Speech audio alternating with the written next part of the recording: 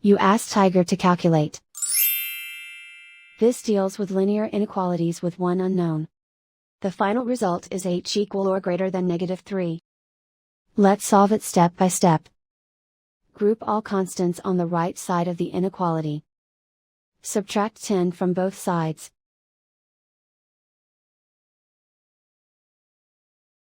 Group like terms.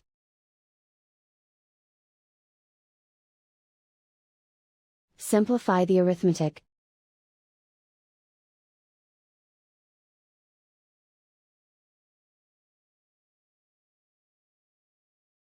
Isolate the h.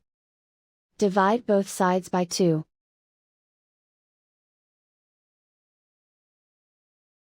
Simplify the fraction.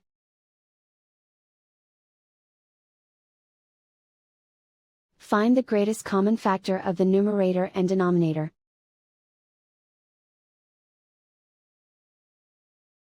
Factor out and cancel the greatest common factor.